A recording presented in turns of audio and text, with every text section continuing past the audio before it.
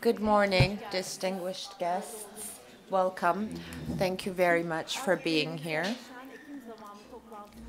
And we are at our now traditional October Times meeting. And before we get started, we would like to say God bless the souls of those who passed away in the mining disaster that happened in Bartın, and we extend our condolences to their families. We hope this will be the last disaster we witness. Now today, we are going to hear about very valuable projects that will contribute hugely to our future. And before we move on, I would like to say that we have sign language interpretation for those who have hearing impairment, and we also have an interpreter for our visually impaired guests. So we ask them to ensure they receive the service. Now, as you can see, we have some musical instruments here, and we have two chairs because there is going to be an amazing performance. We are going to have an inspiring performance at the dawn of this day. Of course, we are in pain due to the mining disaster, but still, we need to be energized and start off in a hopeful mood. But before we move on to the performance, first, let's hear about the story behind this inspiring performance.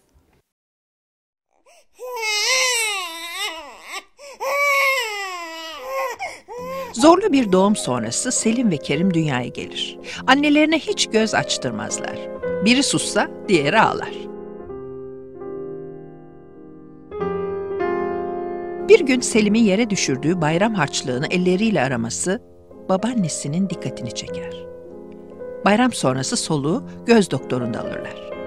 Böylece henüz 4 yaşında gözlükler ve optik camlarla tanışırlar. Hızla görme yetilerini kaybetmektedirler. Gözlük kullansalar da görme engellerinden habersizdirler. Sürekli bir yerlere çarpmalar, kanayan diz kapakları düşe kalka büyümektedirler. Derken okul yılları başlar. Az görseler de sınıfta okuma yazmayı ilk sökenler arasındadırlar. Orta sona dek böyle geçer. Ne gariptir ki onlar dahil kimse kör olduklarının farkında değildir. Sınıfta herkes düzgün ve hızlı bir biçimde okurken onlar dura dura yavaş yavaş okumaktadır. 8. sınıfın sonuna kadar ev ödevlerini çocuklar söyler, anne yazar. İyi dinlenen dersler evde anne ile tekrar edilir. İntegral, türev, yüksek sayılarla çarpma, bölme ve karekök alma gibi çeşitli matematiksel işlemleri çok hızlı bir biçimde zihinden yaparlar. İngilizce de çok iyi gitmektedir. Lise bittiğinde okulun ilk 4 öğrencisi arasında Kerim ve Selim de vardır. Lise 1'de gidilen yaşlı bir göz hekimi nihayet doğru tanıyı koyar. Retinitis pigmentosa. Göz sinirleri görevini yapamamaktadır. Durum ümitsizdir. Birkaç yıl içinde tamamen kör olacaklardır. 1981. Baba, ikizleri Emirgan Reşit Paşa'daki Körler Rehabilitasyon Merkezi'ne götürür. İlk defa ailelerinden uzakta, yabancı bir mekanda yapayalnız kalırlar. İlk öğrendikleri şey körlüğün yalnızca onlara ait bir durum olmadığıdır. Başka görmeyenler de vardır işte. Merkezde kabartma yazıyı öğrenirler. Bu yazı önlerinde yeni bir dünya açacaktır. 10 parmak daktilo dersleri de alırlar. Bu sayede çok büyük bir avantaj kazanırlar. Üniversite sonrasında master ve doktora tezlerini de daktilo sayesinde kendileri yazabilecektir. Rehabilitasyon onlara özgüvenlerini geri kazandırmıştır. 1981'de ilk tercihleri olan hukuk fakültesini kazanırlar. Her gün 6-7 saatlik dersin kabartma yazıyla notlarını tutmak parmaklarında nasıra yol açar ama olsun. Akşam yorgun argın eve dönüşte programın 2. bölümü başlar. Alelacele yenen bir yemekten sonra Selim derste tuttukları notları okur. Kerim ise gece yarısına kadar 10 parmakla hızlı bir şekilde daktilo eder. Daktilo edilen notları baba hafta sonları düzenli olarak kasetlere okumaktadır. Bu bir maratondur. Master doktora yılları derken 6 yıl süren bir maraton. İstanbul Hukuk Fakültesini 4 yılda pek iyi dereceyle bitirirler. Ama durmak yoktur. Avukatlık stajı, master derken sonrasında üstün başarı kontenjanından sınavsız olarak doktoraya kabul edilirler. 1970 yılında başlayan eğitim süreçleri 1992'de hukuk doktorasıyla noktalanır. Ömürlerinin yarısından fazlası eğitimle geçer. İş açısından yeni bir arayış. Büyükşehir Belediyesi'nin hukuk danışmanlığı sınavını kazanarak kurumun hukuk danışmanı olurlar. İngiltere'den getirdikleri kabartma kurs kitaplarıyla geliştirdikleri İngilizce onlara The Headley School for the Blind adlı yüksekokulun kapılarını açar. Mektupla ve kasetle hukuk, müzik ve bilgisayar üzerine eğitim alırlar. Sınav sorularını kabartma yazı ile yanıtlayarak her ay gönderirler. Derken bilgisayar ve internetli yıllar. Tüm dünya önlerine serilmiştir sanki. İlkokul 1. sınıfı pek iyi ile bitirince hediyeleri hazırdır. Selim'e bir ksilofon, Kerim'e piyano. Tabii bunlar oyuncak müzik aletleriydi. İşte onların müzik hikayeleri böyle başlar. Sonrasında gelen düşlerindeki kırmızı akordeonlardır. Akordeonlar gelince o gece sevinçten uyuyamazlar. Akordeonu ork izler, mandolin, flüt. Selim mandolinden hiç vazgeçmedi. Bugün Türkiye'nin sayılı mandolinistlerinden biridir Selim. Kerim'in düşlerini süsleyen enstrümansa gitardır. Ortaokulu bitirdiği yaz ona gitar alınır. Lisenin bittiği yılsa Selim'in hayali olan keman armağan olarak gelir. Kabartma notalarla çeşitli enstrümanlar çalıp üniversite korosuna devam ederler. Timur Selçuk'tan klasik armoni dersleri alırlar. Tüm bu birikimler sınavda meyvesini gösterir. Bir hedefe daha ulaşırlar. 2 görmeyen öğrenci konservatuvarı kazanmıştır. Bu körler için bir zaferdir. Bir süre sonra müzik ikinci meslekleridir. 14 yaşına geldiklerinde büyük enişteleri Hilmi Dede onlara satranç oynamayı öğretir. Satranç onları görme engelliler milli takım oyuncusu olarak yabancı devletlerde ülkemizi temsil etmeye kadar götürecektir. Kerim ve Selim önlerinde tahta ve taşlar olmadan kafadan körleme satranç oynayabiliyorlar. Otobüste giderken ya da yolda yürürken taşlara dokunmadan zihinden satranç problemlerini çözebiliyorlar. Onlar gözleriyle göremedikleri dünyayı diğer duygularıyla yakalar, tanır, keşfeder. Tınılar, rüzgar, kokular, hisler, görenlerin göz ardı ettiği şeyler, görmeyenlerin yakaladıklarıdır.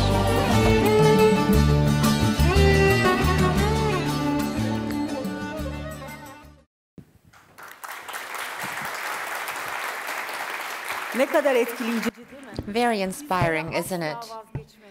It is teaching us that we should never give up. And I'd like to invite them up on stage now. Kerim Altınok and Selim Altınok.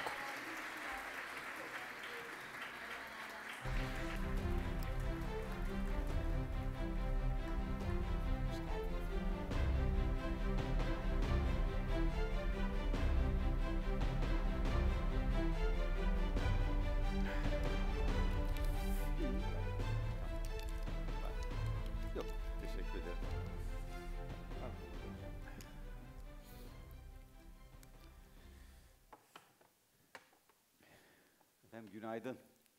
Good morning.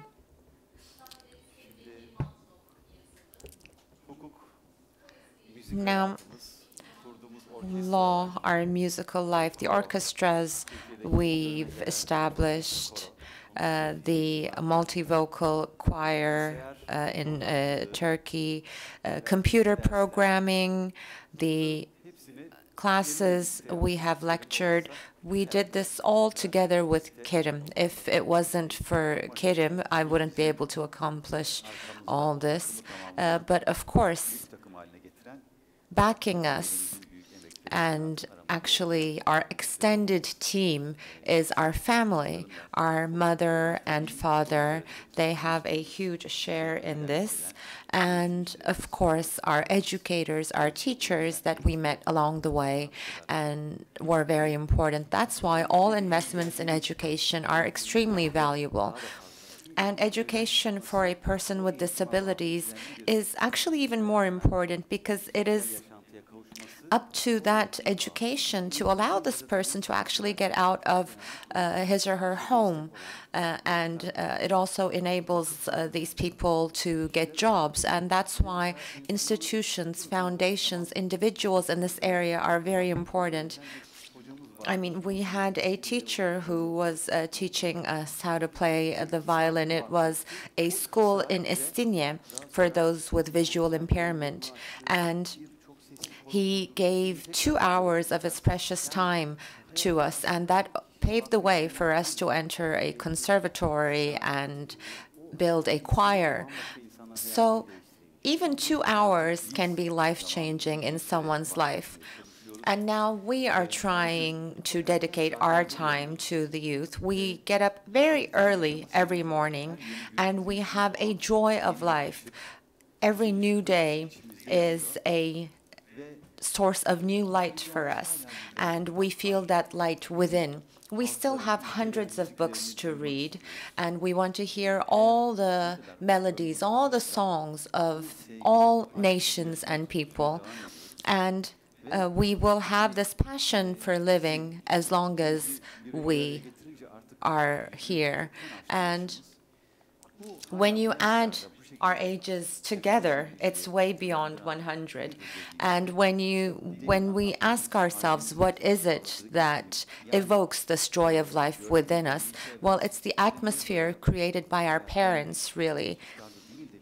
When they had 2 children with visual impairment, they didn't see it as a challenge and say, why is life doing this to us? But instead, they set an example, and we are telling everyone about the story. There's one more thing I'd like to add. There's something, a quote that I really like. The best thing one can do for oneself is to help another. And we are trying to do this.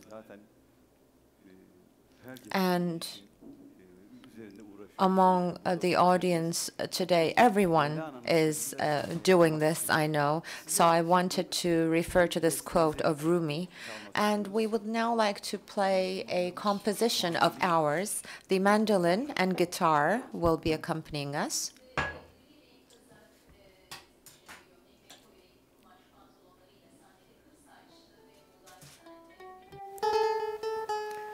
Küçük akort bakalım.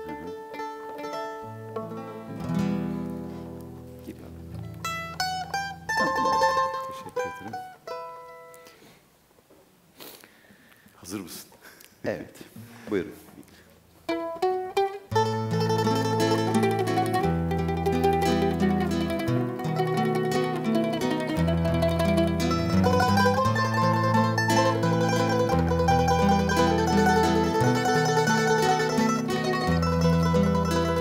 Sen sevgi nedir bilir misin? Hiç tattın mı?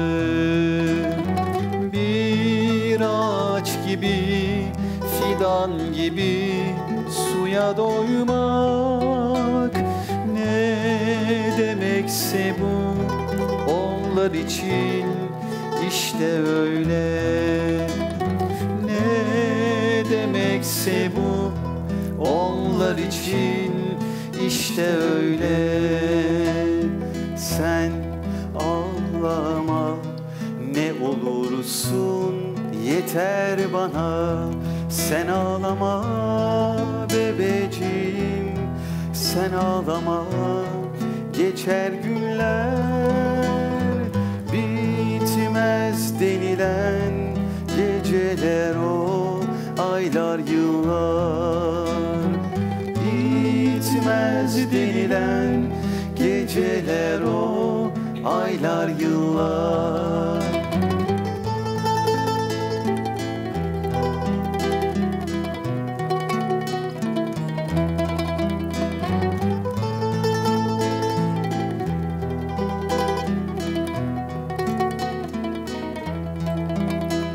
Sen bir gülünce mazide kalan o anılar birden canlanır yüreğimde, kor külleri birden bir alev olur sarar bedenimi.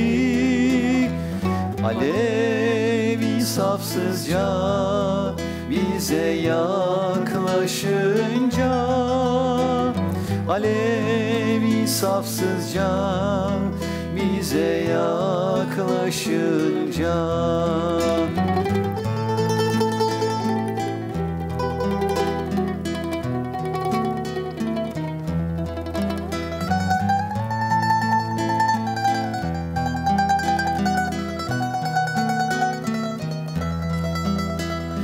Sen sevgi nedir bilir misin, hiç tattın mı?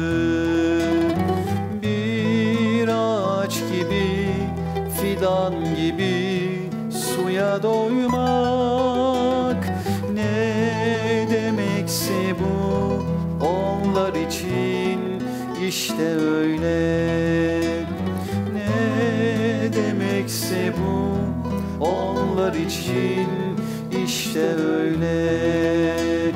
Ne demekse bu onlar için işte öyle.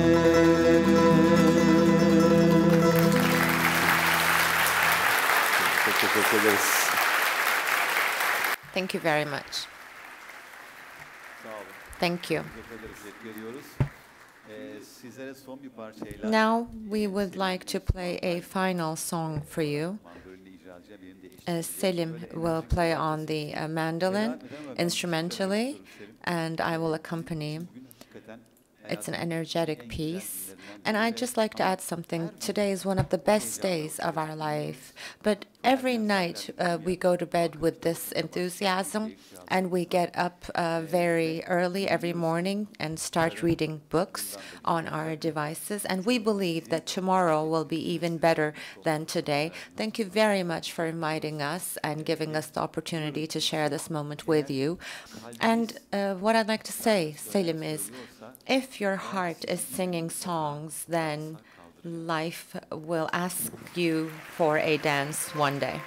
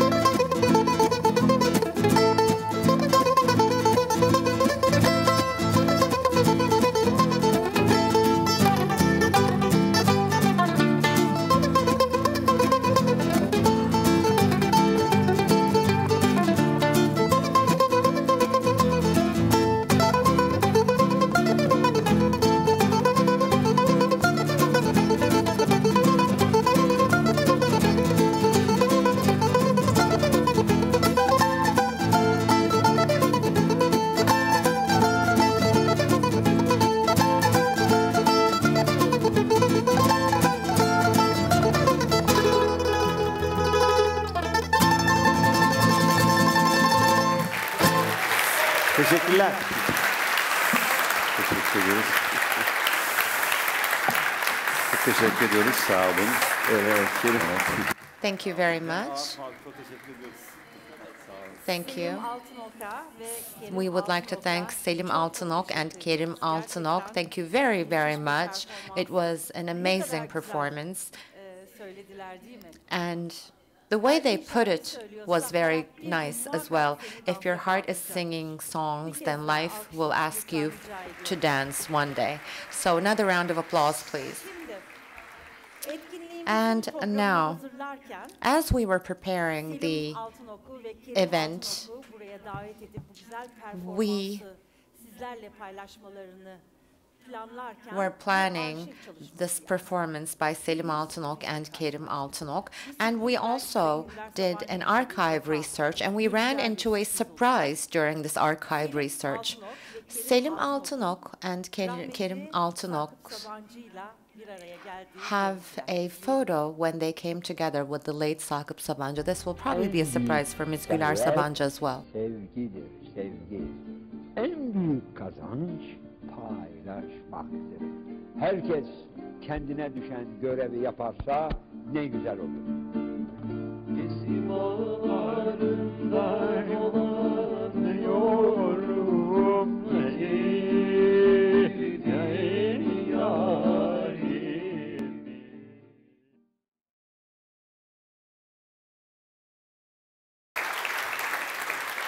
Evet, güzel bir performans.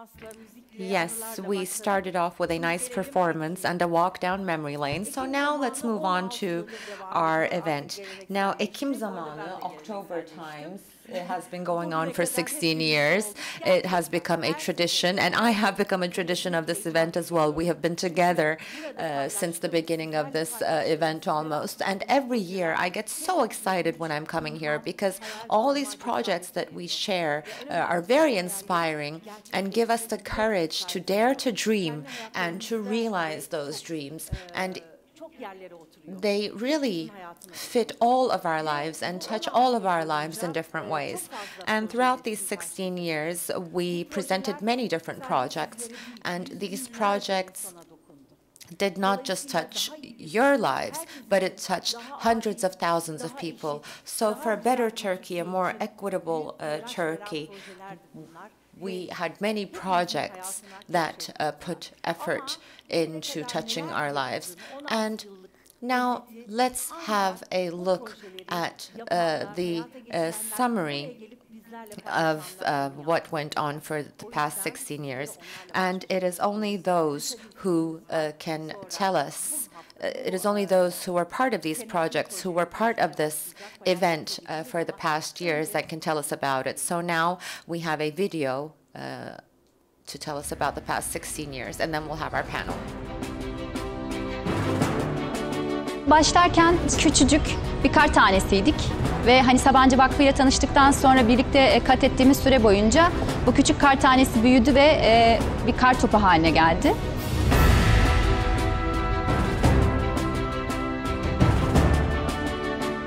Kurumumuzun ilk bütçeli projesiydi bu. Gönüllülerle çalışma konusunda, ekiple çalışma konusunda ciddi kazanımlarımız oldu.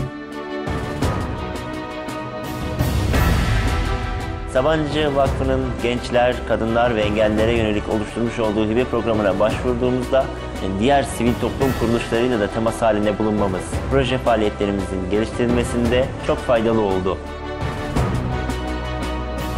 Sanki bir okul gibiydik. Hepimiz birçok şey öğrendik. Bir projeye nasıl yürütülecek, bunları öğrenmiş olduk. Bu projede Sabancı Vakfı'nın isminin olması, yerel ve ulusal kaynakları, fırsatları projenin önünü açmasına yardımcı oldu.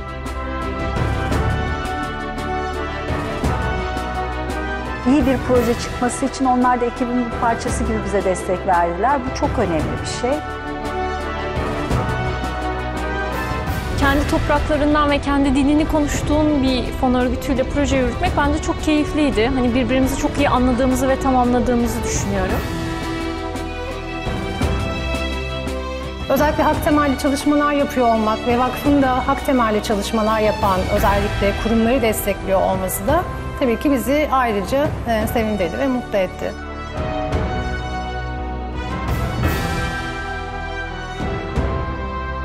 Sabancı Vakfı'nın sistemi zaten hibeyi veriyorum, ben çekiliyorum şeklinde değil. En güzel tarafı da bu. Hibeyi veriyor size ve sizinle birlikte yürüyor.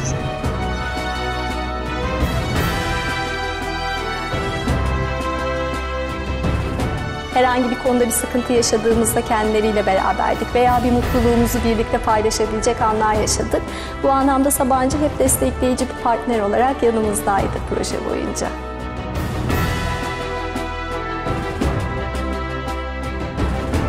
Sabancı Vakfı'nın bizlere inanması, sivil topluma inanması ve bu inancını desteklemesi, bu projeleri desteklemesi Türkiye'de sivil toplumu da çok güçlendiriyor. İyi ki varlar, iyi ki yanımızdalar.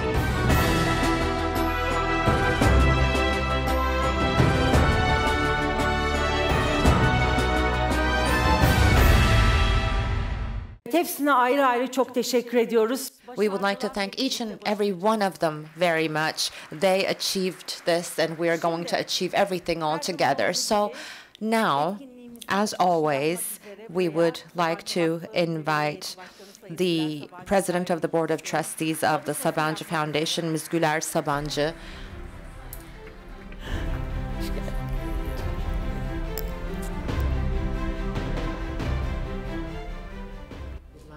Günaydın.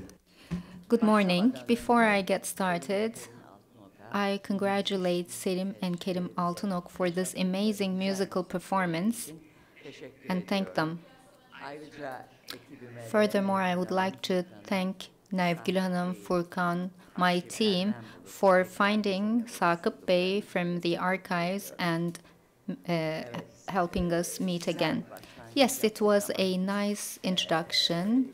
However, distinguished representatives of NGOs, project owners, distinguished members of the press, dear students, first of all, I would like to pay my sympathy for the mining incident that took place in Barton. We lost 41 citizens in the incidents. May them rest in peace, and I hope that we will not experience this kind of incident once again. Yes, we're gathered again in October like we do every year. It's been 16 years. Shirin Hanım also said it. It's been 16 years in our grant program. We are supporting very distinguished projects. We're going to accompany their journey together. That's why we're gathered here. As Sabancı Foundation, we believe that all individuals should benefit equally from rights, and that's the society that we are striving for. And we believe that societal development is only possible through the presence of strong and efficient NGOs. With this belief, we are offering support for NGOs in our grant programs, and for the last 16 years we have been going on without any interruption. 218 projects have been supported in 16 years with more than 56 million grant support. As for the projects that we supported, we saw hundreds of thousands of people from 76 provinces of Turkey. We reached out to them. In addition to financial support for the projects, as you heard in the movie, Sabancı Foundation has shared its experience of more than 50 years. The institutions that we offer grants are very important for us. We walk together toward a common goal. My friends in the foundation offer expertise support to institutions wherever they need, and in order to reach out to more people and in order to increase impact, they carry out visibility and communication initiatives at the same time. Distinguished participants, this is a long journey, and We are seeking solutions to social problems in different corners of Turkey. We work together towards this vision, and in this room today we have very important NGOs that we will be walking together. In order to attain equality of opportunity, we have women, youth, and people with disabilities in our focus. We offer support to new NGOs, sometimes giving them life support, and sometimes we help develop new models. Every year, we are trying to improve our support with the contribution of esteemed experts. We add novelties and we try to diversify our support. Recently, one of the most important innovations that we have carried out is among the sub-themes of the grant programs. We included combat with climate change as a theme among the other themes because we know that there is an emergency, and in order to create change about the climate, we have to support the NGOs that are working towards this goal in the field. In addition to this, like in the grant program, we carry out all our work and revise it from a climate perspective. So we are looking at all our activities from a climate perspective once again. So as part of a global movement, the International Philanthropy Commitment for Climate Change is an organization we are supporting, and we are the first foundation to participate in this program for Turkey. I'm very proud to announce that, and in the coming terms, we're going to be sharing influential projects in that realm. Distinguished participants, when we look at the projects that received grant support this year, we see that there is an effort for the equal access of people with disabilities to a high-quality education. There are 2 projects in this area. Again, for women and youth to participate in decision-making mechanisms, there are 2 projects. And for children to be integrated into urban life, there is 1 project. And for gender equality and spreading gender equality, there are 2 projects that we've supported. So we see innovative best practices in these projects. We're going to be listening to them together. And this is thanks to the presence of people who are working with their best inventions to improve society, and this refreshes our hope for the future. As it has been mentioned before, if there is music inside you, and actually everyone who is part of these projects that we will listen to today have music inside, so I believe that they will all be dancing. Soon, we're going to be hearing the stories behind all of these projects. We're going to be listening to them with great curiosity and enjoyment. It's been 16 years, like Shirin Payzın said it. Our moderators are Shirin Payzın, Duygu Demirağ, and my dear friend, Professor Yankı Yazgan. They're going to be moderating sessions. So I would like to thank each and every one of them for being with us on this important day. We're going to listen to the project team soon. I want to congratulate them for their valuable efforts and their sacrifice in this work. And I would like to thank Nevgün Hanım and all the team members and the foundation for offering their support for this very important project. I extend my greetings to each and every one of you once again. I hope we will get together on good days, with good projects, with good people. Thank you for your attention.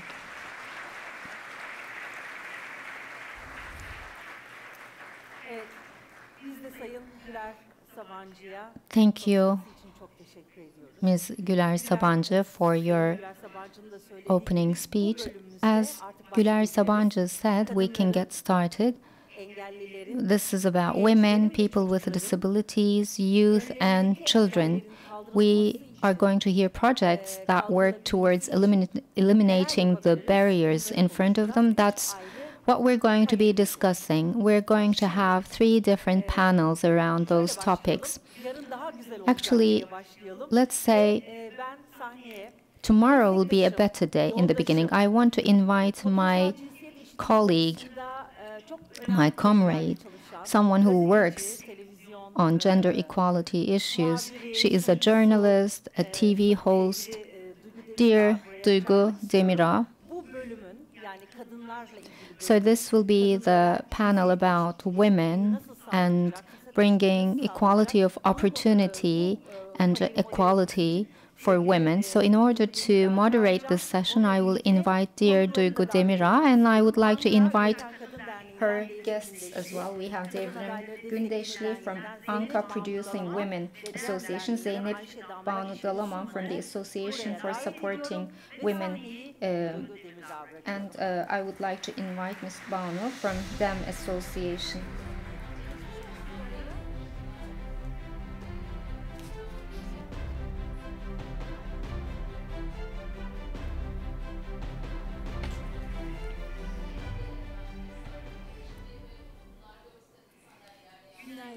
Good morning, ladies and gentlemen. Welcome. I would like to thank dear Şirin Payzan for her kind words, for her friendship. So being on the Sabancı Foundation stage is always very special for me, because whenever I'm on this stage, there is a solidarity, support that is for women. I always talk about these issues, and as I talk about these as a woman, I feel very strong. If you ask me why, I personally need that too, because a woman leader, a woman mayor, a female conductor of an orchestra. So when it comes to gender equality or gender inequality, they experience issues, and a young university graduate experiences the same, a female worker working in a factory experiences the same. I have a lot of discussions around these topics. A female orchestra conductor is sometimes not wanted by symphony members around the world. They don't want to be led by a female. We actually experience the same problem. So in order to transform this world, we're going to listen to 3 very distinguished projects.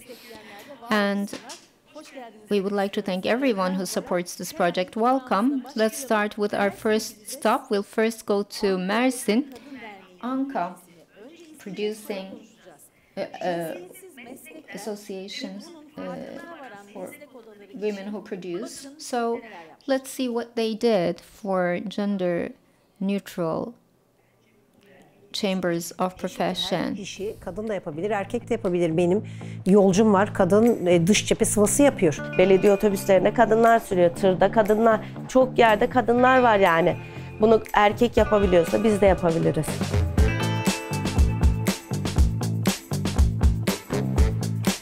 Mersin'den 10 tane meslek örgütü seçtik. Bu meslek örgütleriyle çalışmaya başladık. Toplumsal cinsiyet eşitliğini direkt anlatmak yerine biraz farklı bir yöntem uyguladık ve sürdürülebilir olması için. Öncelikle her odadan 2 temsilci seçtik. Bu 2 temsilci bizim eğiticilerimiz oldu. Onlara eğitici eğitimi verdik. Hemen arkasından da odalarla atölye çalışmasına başladık. Özellikle meslek örgütlerine odaklanmamızın sebebi aslında mesleki anlamda kalıplaşmış yargıların söylem bakımından, söylemlerimizi değiştirdiğimizde birçok şeyi değiştirebileceğimizi göstermek adına çok önemli olduğunu düşünüyorum.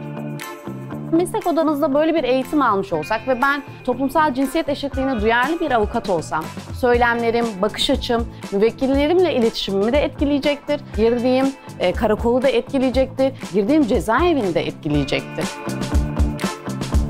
Gerçekten ben müşterime böyle hitap ediyorum. Ne kadar yanlışmış işte, ya da ne bileyim ben arkadaşıma böyle hitap ediyorum.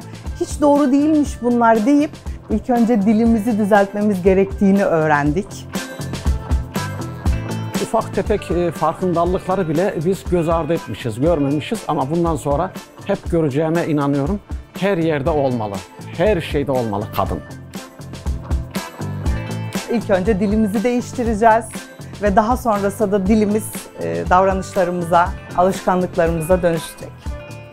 Bayan değil, kadın demeyi öğreneceğiz artık. Başka çaremiz yok. Well, good job.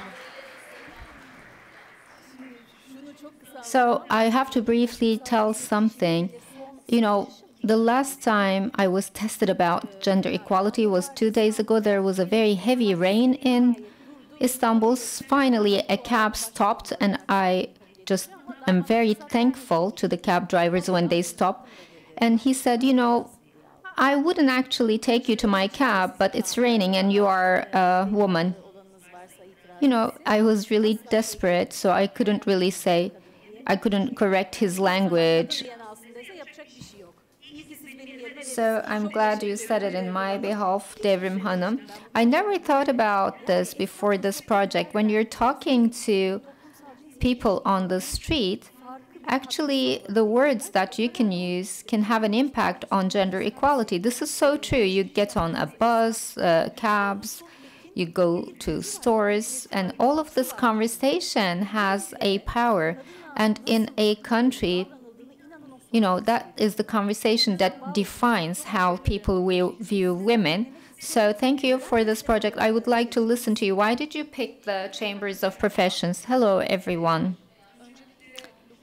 First of all, you know, as we were running this project for 9 months, Sabanci Foundation and the grant consultants were with us. I would like to thank them very much. So we see NGO colleagues here who are trying to change things. It's really enjoyable to be with them. Anka is actually working in employment of women, and we want to ensure that young girls choose the right profession. And in fact, women who are in profession are really having problems about gender equality. You know, we see that it's all men in the main corners of professions. There are female lawyers, they cannot get big cases, and when it comes to becoming judges or prosecutors, they're not encouraged for that. And the construction sites are led by men, and a financial consultant, females cannot earn as much money as men. So thinking about all of this, we thought maybe we should carry out a work with the professional chambers. And when we look at the boards, we saw that it's male-dominated. All the activities were organized based on the needs of males. We looked at their social media accounts and their websites, and we saw this very sexist language. And we thought we should be working with the chambers, and it's not just gender equality, but a gender-neutral language that we need to develop. So we picked 10 chambers of professions, and we wanted to choose those that have a high number of members. For example, the Chamber of Artisans is composed of 69 chambers, this federation. So it's composed of 69 chambers. These people talk to people every day, doctors, dentists, drivers, lawyers. It's very important. And when they change somebody, in fact, the society can change in general. So we decided to carry out this work. Well, in a glass, they were picking pieces of paper. What was written there? Well, it includes gender roles. So we asked them to perform those roles. Well, we wanted them to experience this gender inequality. And how were the results?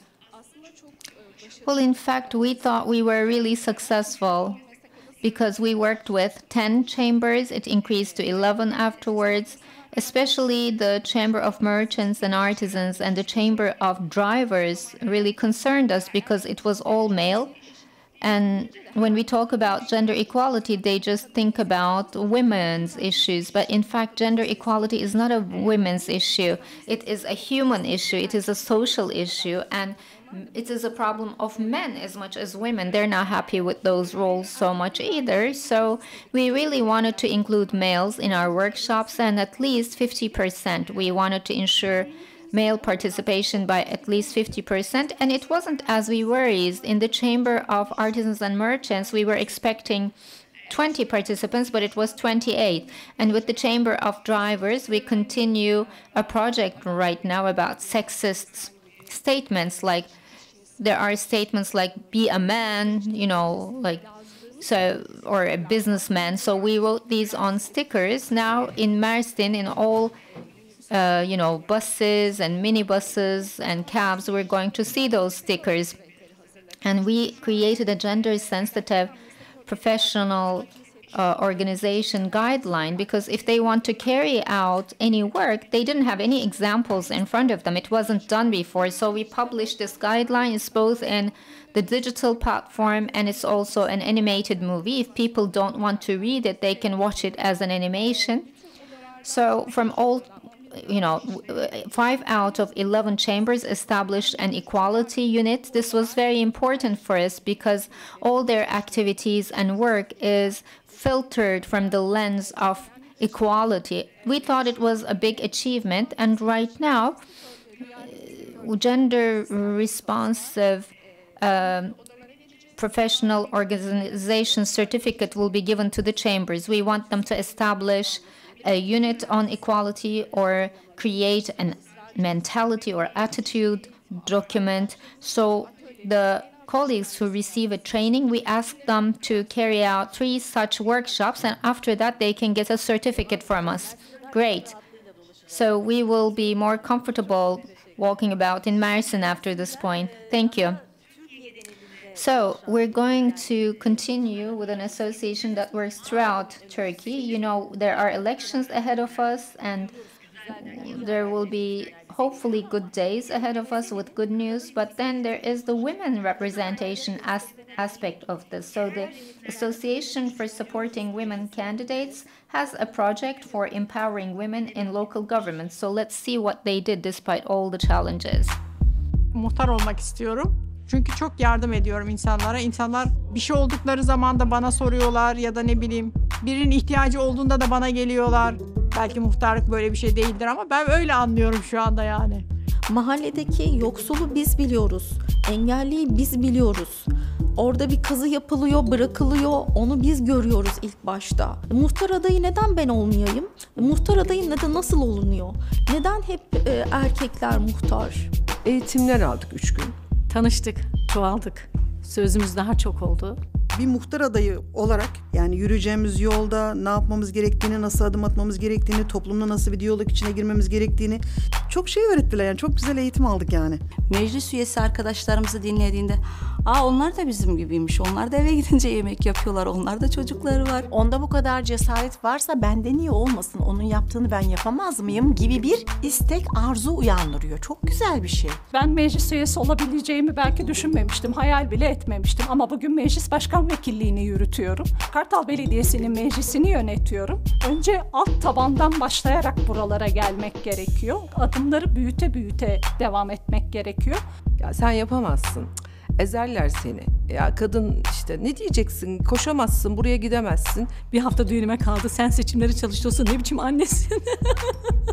Her yerde engellemelerle karşılaşabiliyoruz biz kadınlar. Ama yılmamak gerekiyor, mücadele etmek gerekiyor. Yani biz kendimizi bu cesareti vermemiz lazım. Özgüvenimizin olması lazım. Biz bunu yaparız deyip şöyle bir yürüyüp bir sesimizi yükseltmemiz lazım yani. Sadece kadın kollarında orada burada değil, oy toplamak için değil. Biz kadınız deyip kendimiz için bir şeyler yapmamız lazım yani.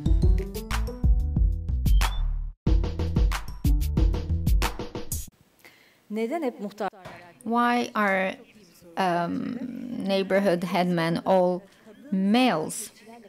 You know, on TV, I really like discussing female leaders and politicians because think about 5 male politicians from different parties on the stage, and Shirin will know this very well. Throughout the discussion, they just keep fighting. They never listen to each other. I have this kind of complaint, and I'm thinking to myself, they will probably not look at each other's face again.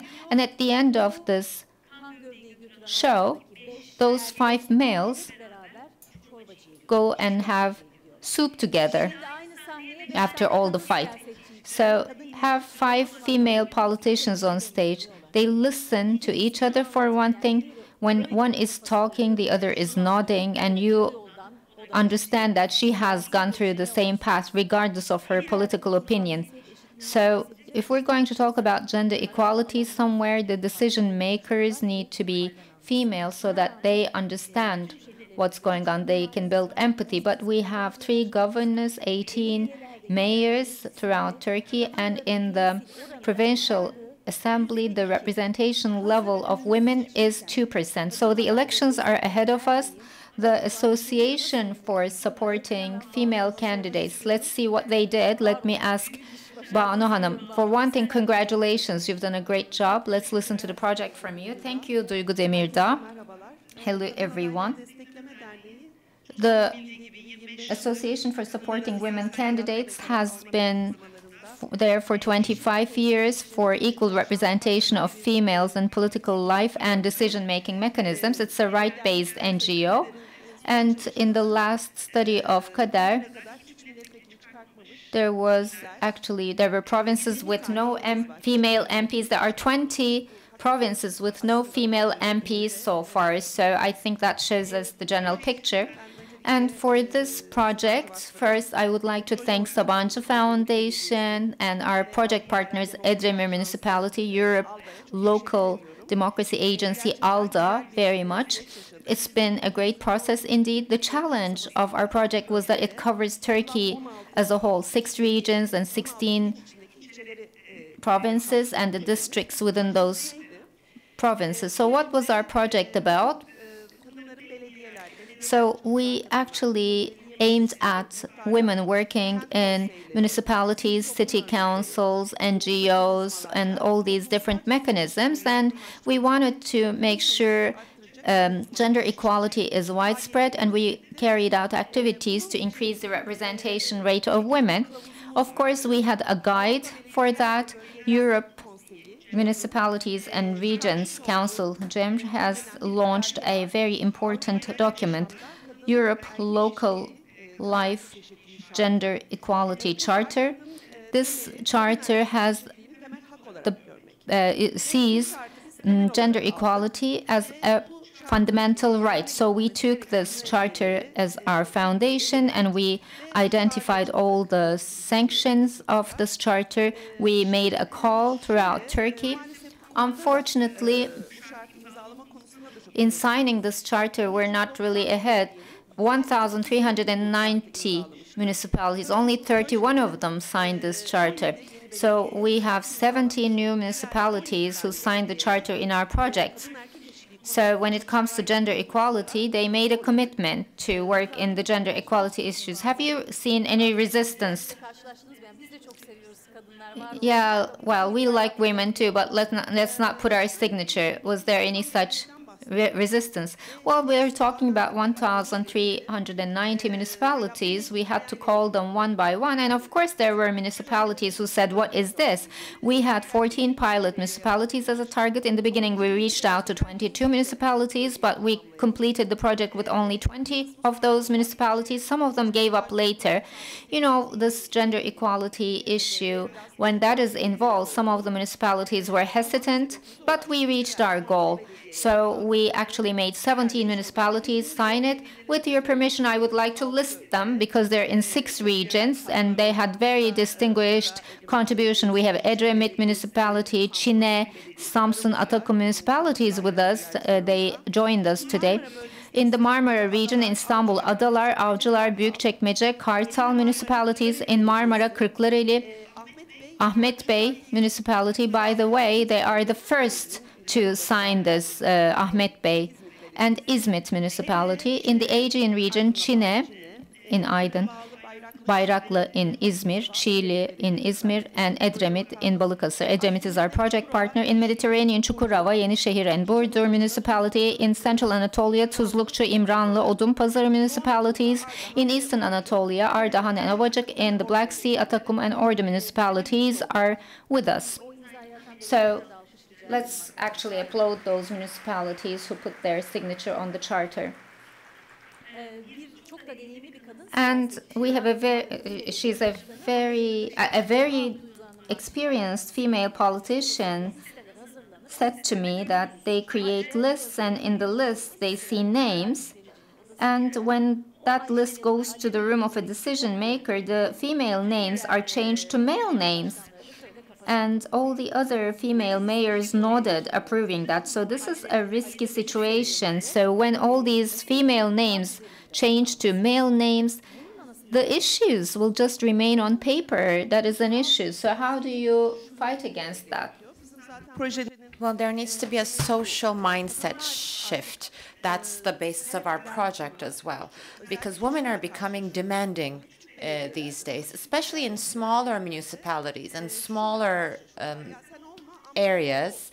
They see things like, oh, instead of you, why doesn't our male cousin become the candidate? I mean, or your older brother, because, I mean, you're a woman, you should stay at home. So we need to overcome these patriarchal barriers, and that's why women need to be more demanding.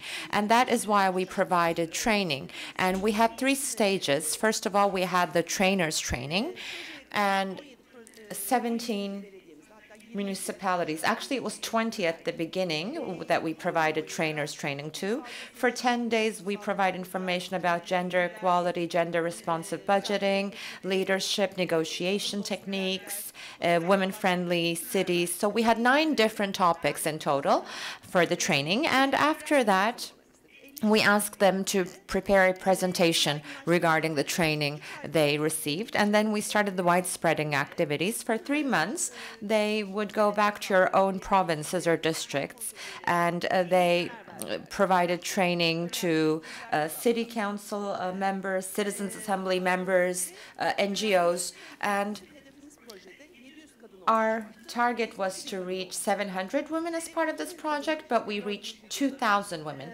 And as you can see in the video, now these women are starting to say, why shouldn't it be me?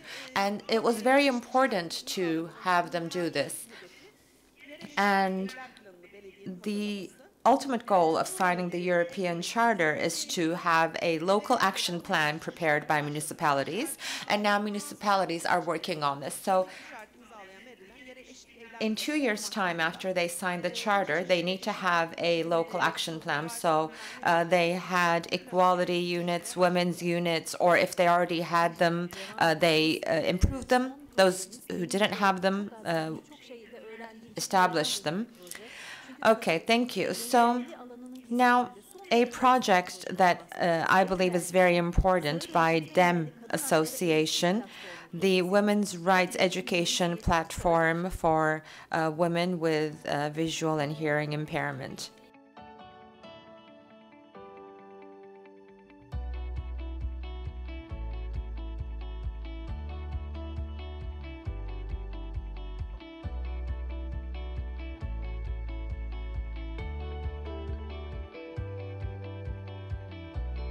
Medeni kanunu, ceza kanunu, anayasa gibi kanunlar öğrendik. DEM Derneği toplumsal zıtlıklar arasında diyalog alanları yaratıyor ve bu diyalog alanlarında keşfettiği meselelere sürdürülebilir çözümler üretiyor.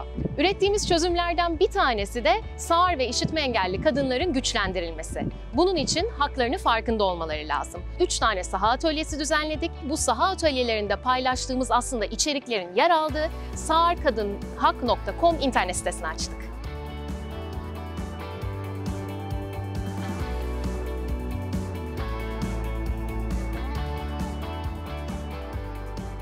Bugün hem uluslararası sözleşme hem de burada bulunan sözleşme ile ilgili öğrendik.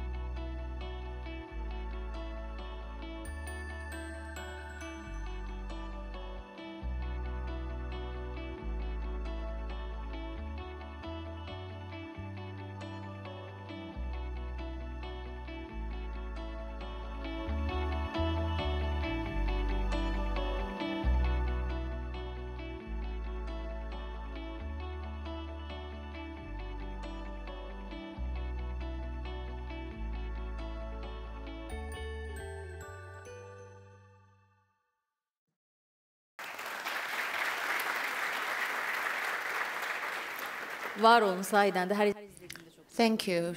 Truly, I get very emotional every time I watch it. I believe the women's movement is one of the most organized movements in this country, but it is not always as accessible for women with disabilities. So what I'd like to hear from you first is, what was the need for this project? Hello, first of all. Thank you very much for the question. Well, what we tried to do here was we had two civil society areas that were not in contact with one another come together, because the women's movement has been here for a very long time. We are all here because women are on the street, women are producing, women are becoming candidates, and it is through that we are actually all where we are today. And the thing is, as Duygu mentioned, the women's movement is not inclusive as it should be. So we thought there could be steps taken here. And when we look at DEM Association, it was an association for individuals with visual impairment and hearing impairment.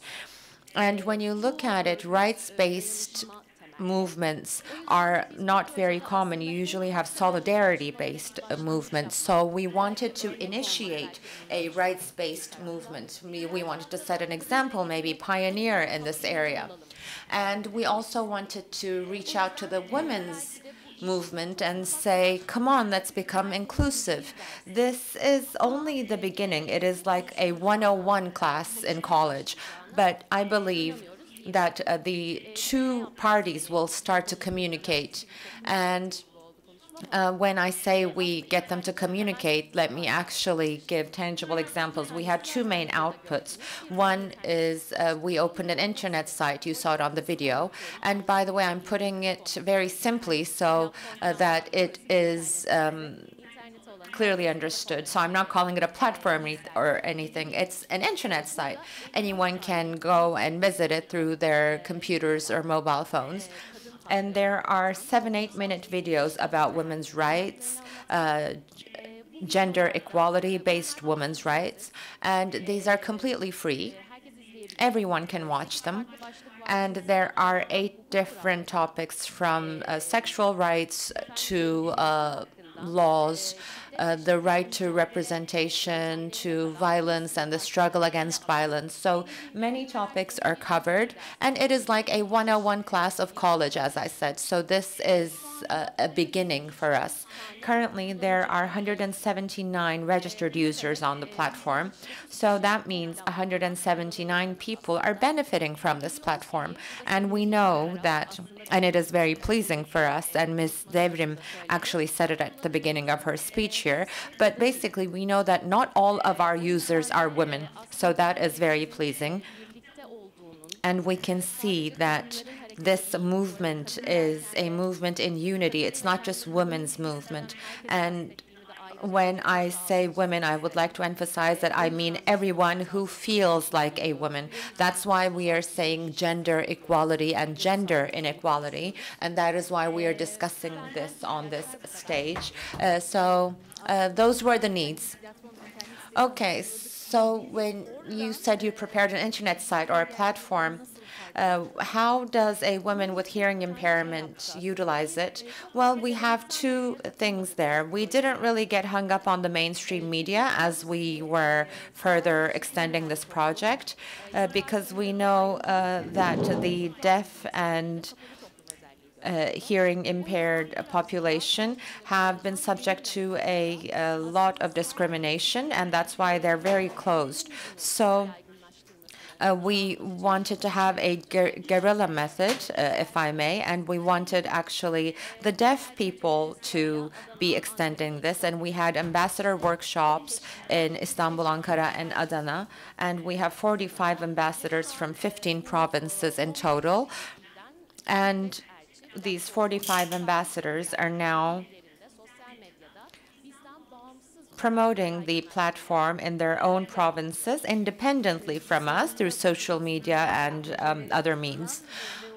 Yes, and in this hall today, there are numerous people who have been part of these projects and who have experienced incredible transformation. I think Nazlı from your project is here. Yes, we can give the floor to her. She joined our Ankara workshop, and she was one of the beneficiaries of this platform. It would be very nice to hear from her. Thank you very much for giving the floor to me. Before attending this training, I had no idea about women's rights. I had no idea about the rights I had. I didn't know the meanings of the words. I didn't know the content. And then I joined this training, and I received incredible knowledge about my own rights. And I got so excited, and I shared this with my close ones, my friends, and I also had an experience after this training, and I was subject to violence from someone I was dating. And I realized that I had the right to say no if I didn't want a man to touch me. And this was a very simple but important experience for me. And I really realized how beneficial this training was. We would like to thank Nazlı. Thank you for being here with us. Yes, truly, thank you, dear Nazlı, for this courageous sharing, because it's not always easy to share the things we experience, but it is through sharing that we grow larger and stronger. So I'd now like to move on to the final question. Now, I hope, if I said, I hope in the women's movement area, ... would happen, how would you fill in the blanks? Well, I hope we never have to have exclusive projects for women because everything is very equitable, and I hope women get their rights and are represented equally and earn their deserved income, and we don't have to have exclusive projects for the women's area. Well, especially in politics, in terms of the chairs spared for women, the quotas, I hope men don't actually have a desire to take those seats. And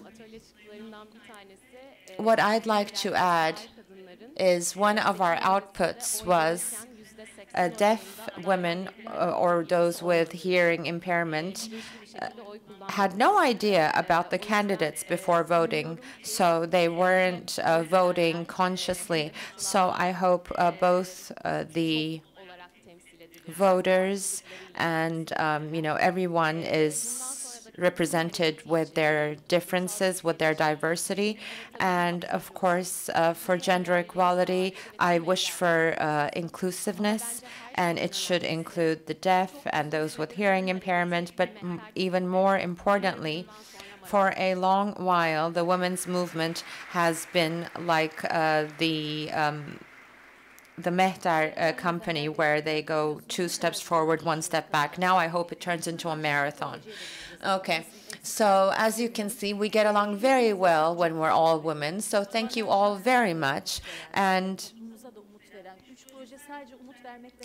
they really have given me incredible hope, and it is very nice to see that you're actually yielding the results as well. And I would like to thank the Sabancı Foundation for all their support. Being on this stage has always been very special for me because of the women's empowerment it contains. And I really like this quote: who should do the challenging tasks? Those who actually can. So those who can achieve what is challenging, I hope will always be successful. And now I would like to leave the floor to a woman news reporter who I love very much and who I've learned a lot from, Ms. Shirin Payzın. Dear Duygu Demirdag and distinguished representatives of NGOs, thank you very much. Now, at the beginning of the 2000s, we were organizing conferences where we would say this century will be the century of women. And we were apparently right. And not just in Turkey today, but all across the world, it is women who are achieving what is necessary. When it comes to climate, environment, you see that most activists are women, and then right next to us you see Iran, and the women of Iran are fighting for freedom in their country, and of course in Turkey. As it was stated, both in politics and civil society, women are in the fore. So to eliminate gender inequality, to eliminate poverty, and all of the problems we are facing, women are very important. And what we heard was, for this reason, very important. Thank you very much. Now, a couple of years ago, in Erzurum, I was moderating a panel of a majority of women, and we had a simulation there. And we said, all of a sudden, if you had an incredible amount of money, what would you do? There were some male participants as well, and in their simulation, they usually said, I'll change my car, I'll buy a new car, I'll take my wife on a vacation, I'll change my house. So it was all about the financial things. And by the way, they didn't hear one another. When we asked women, we always got the same result. I would invest in my child's education, was their answer. So that's where women's power comes into play, because women don't only change the society, they educate their children, and in that way our futures are brightened, our society is trained, children with disabilities are trained. So throughout this panel, throughout our event, we said we would talk about women, children, and persons with disabilities.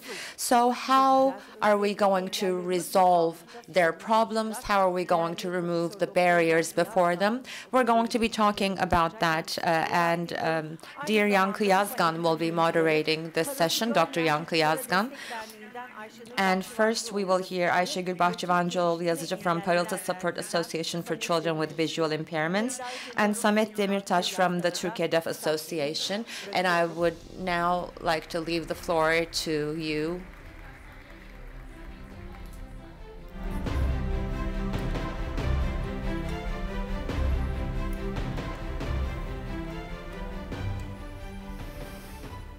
Evet, herkese merhaba. Hoş geldiniz sizlere. Hello, everyone. Welcome. Now, in the area of rights of disabilities persons, I know you have all witnessed the struggle for equality, and in this fight to eliminate inequalities, there are two projects that have received grants and who have made progress. Let's talk about those. Now, what we see is we are talking about inequalities, yes, but when we actually struggle against these inequalities, we see that they can be eliminated, and this encourages us to fight for the elimination of other inequalities as well. And as we saw in the previous session as well, today we are going to be hearing about two different projects that made progress in the area of persons of disabilities. Now, first of all, the Parıltı Support Association for Children with Visual Impairments had a project. We want to talk about that. The project video you will be seeing shortly will, I'm sure, be very inspiring. I was very closely involved with the project as well. So let's see the video of Parıltı and Turgök preparing the students for university entrance exam. Lise son sınıfta okuyorum. Üniversiteye hazırlanıyorum. Hukuk fakültesine yerleşmek istiyorum. Boğaziçi Üniversitesi Psikoloji bölümünü istiyorum.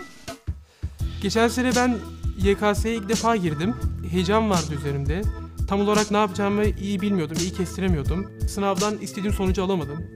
Okuldaki tek görme engelli öğrenci benim. Ne olacak, nasıl beni sınava hazırlayacaklar hiç bilmiyorlardı. Okuldaki hocalarım bile soruyordu sen nasıl sınava gireceksin diye, ama bu proje oldu. Bu proje YKS sürecine hazırlanan görme engelli öğrencilere destek olmak için oluşturulmuş bir proje. Okuyucumuzla nasıl iletişim kurabiliriz? Nasıl bir sınav bizi bekliyor? Sınavda karşılaşacağımız zorlukları bizlere anlatıyorlar ve bu zorluklar karşısında nasıl mücadele edebiliriz? Sınav simülasyonları çok faydalı oldu öncelikle. Çünkü birebir ÖSYM'nin yaptığı şekle benzeştirmeye çalıştılar. Evet, bu bir denemeydi, simülasyondu ama gerçek sınava girmiş gibi hissettiğim için ilk soruda cevap veremedim hocanın sorduğu soruya. Böyle bekledim. İşte gönderilen mesela şeyler oldu, flash bellekler oldu mesela. Bir görmeyen için aslında kaynak miktarı çok az. İşte bu proje sayesinde kaynağa erişimi de artmış oluyor haliyle. Üniversiteye girmek zor ama engelliler için de daha çok zorlaşıyor. Fırsat eşitliği olursa bu zorluklar daha kolay aşılabilir diye düşünüyorum. Artık dünya değişti. Teknoloji yani resmen bir devrim aslında. Görmeyenler de aslında birçok şeye erişebilir konuma geldi. Niye peki insanlar işte görmelerin üniversiteye gitmesini mantıksız buluyor? Bugünün kafasıyla düşünürsek hiçbir engel yok aslında. Biz onlara bu üniversite sınavlarını kazanarak ileride bu meslekleri icra ederek görme engelliler bunu yapabiliyormuş vay be diye böyle ağızlarını açık bırakmak istiyorum açıkçası.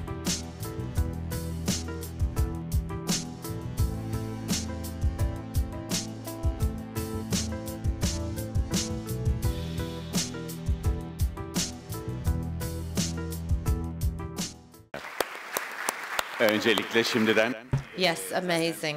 And as you saw in the final image,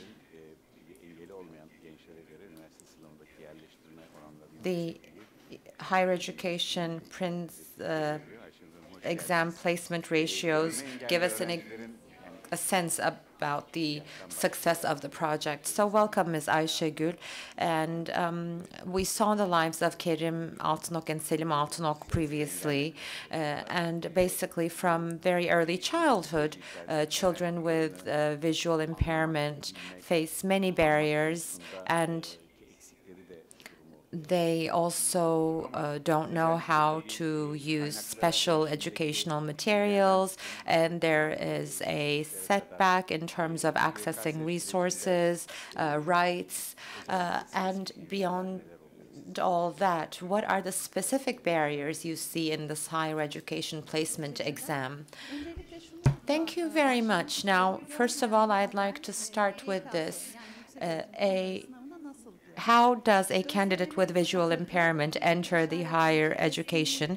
Well, there are professionals that are assigned to support these students, and they enter the exams on their own in a separate hall, and the professional assistant reads the questions, and the student answers, and then the professional that does the marking on the sheets fills in her answer. So that's how it works. And there is no special question prepared for these students. It is the exact same questions, but for questions that have any images, graphs, etc., they do not have to answer those, and the points are calculated accordingly. And also, they receive extra time to complete the exam, and this is not a fixed duration. It is calculated according to the amount of questions they are exempt from. So this higher education placement exam is a challenging experience for everyone, and it has uncertainties for everyone. But for youth with visual impairments, there's a bit more of an uncertainty because of the difference in the way the exam is taken. So Turgök and Parıltı worked together to implement this project. And okay, before we go there, I don't want to interrupt really, but I did want to say this. Now, you talked about the challenge the entrance exam process itself has a lot of ambiguity. I mean, you said there is an extra time given, but the duration is unknown. Some questions are not valid for people with visual impairments, so they don't actually undertake the effort to adapt those questions to these people. Instead, they have an exemption in place. Basically, there could have been an effort to transform those questions to fit these individuals. Well, this is always the question mark in these candidates' minds, because the other candidates know the amount of time they have, but those with visual impairments don't know their duration before they actually start sitting the exam. And we are talking about question exemptions, and candidates have question marks about, which subjects they may end up being exempt from.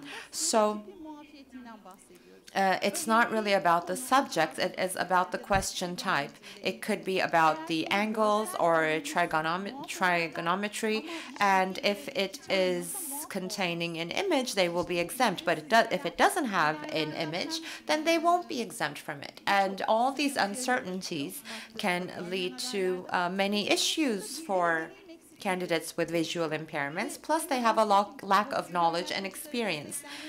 And we worked together with the Parental Support Association for Children with Visual Impairments and Turgök, and we selected the candidates that would enter the exam in a specific year. And it was an online project that we had, and what we did was, well, our main purpose was to provide information about the process to the candidates, because we believed that the information would be empowering. And together with that, yes, they may not always run into some unfortunate issues, but just in case, we wanted them to have strategies and be equipped to overcome such instances. And we also had many activities that were supporting one another. And briefly, well, we worked with 74 candidates, and we interviewed each one of them individually, and we had focus groups as well. And we had our Wednesdays meetings, as we called them, and we would get together every week online. And we had specific subjects that we identified, and we would have conversations with them and ask for their opinions. And also, in the framework of the information we received from our one-to-one interviews, we tried to identify the resources they need, like if they need a sound file, then that. If they prefer Braille, then we created resources with Braille, and we sent these resources to them. And also, we talked about the experience of entering the exam with an assistant reader assigned and an assistant marker. So we had volunteers that supported us, and we assigned 2 people to each candidate, and we put them in a Zoom breakout room so they can actually experience it, so they would understand if they're having any problems with the process itself. And we also planned various lessons. And we actually didn't have a goal to provide lessons, but we saw that there was a need, so we planned that as well. So we had 51 classes. So very intense, really. Was it hard to do this online because you've had numerous projects that you've done face-to-face in the past? Does it create a difference? Well, it had its cons and pros. The advantage was that we could access youth from all over Turkey, because our beneficiaries were from Antep, Van, Izmir. And when you look at it, mobility is also a huge barrier for those with visual impairments in Turkey. It is quite challenging to commute from one place to another. Yes, definitely. But the disadvantage was technological literacy was at different levels.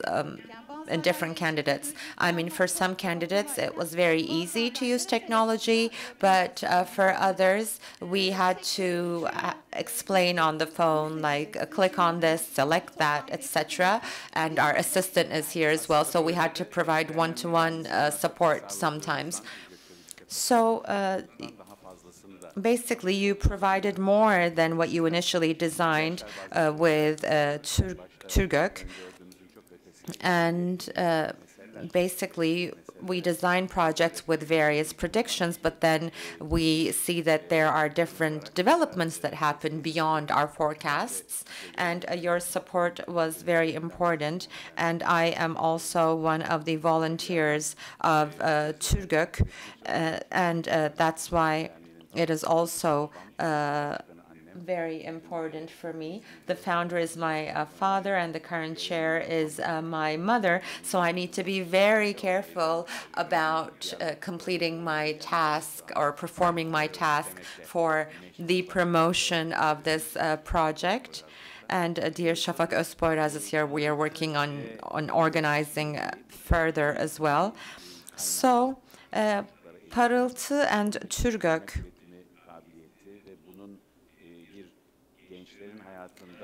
worked on resource access for candidates, and it is obvious that this created an important transformation in these candidates' lives. And we have Huzeyfe Aydın, one of the beneficiaries of this project. Maybe we can hear from Huzeyfe about the project. Huzeyfe, if you could share your experience briefly.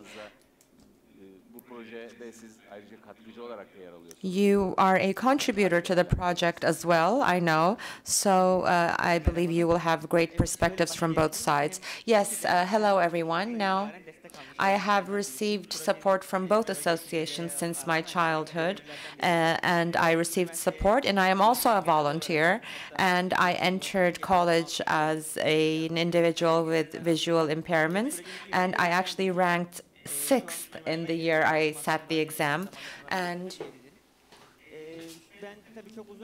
of course, maybe it's very long, but I would like to talk about the two main contributions of this process. And for the rest, you can see the YouTube videos of Parıltı channel, or you can visit our stand today. Now, the first contribution for those with visual impairment was, and I felt this individually myself, now everyone is trying to manage stress and time in the exams, but a person with visual impairment needs to focus on managing the communication with the reader and the marker. So you need to have communication strategies in place as well. That is quite challenging.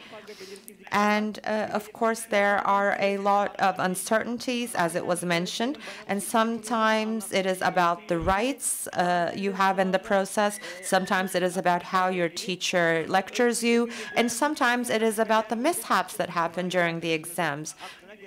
I mean, one of our friends can actually think of a mishap that could happen to them during the exam, and it can be something of, not very common, but because we are very stressed, this happens. So this project was very beneficial in terms of making the uncertain a little more certain. And of course, in terms of communication, competency, technological literacy, there was an incredible progress in these areas, and not just for the exam, but all the time, really. Okay, thank you. So we removed one disability, one barrier. Let's move on to another one, and now we're going to hear from the Türkiye Deaf Association, a project that they are performing, and we are going to talk about how another disability is eliminated. There is a video here. It is for deaf children who use sign language, a bilingual reading program. Let's see the video first, and then we'll continue our conversation.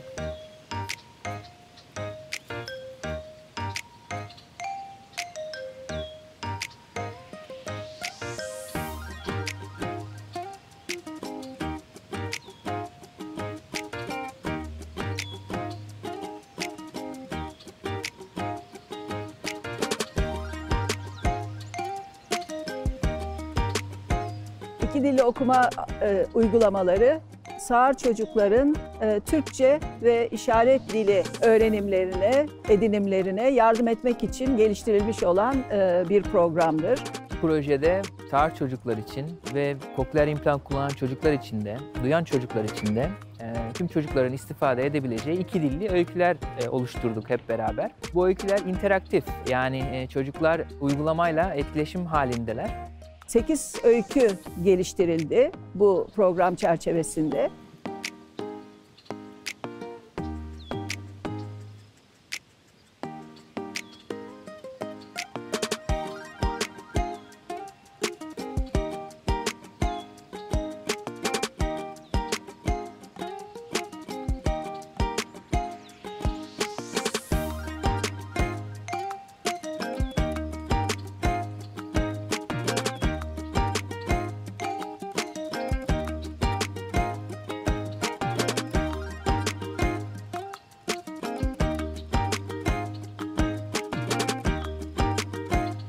Aile.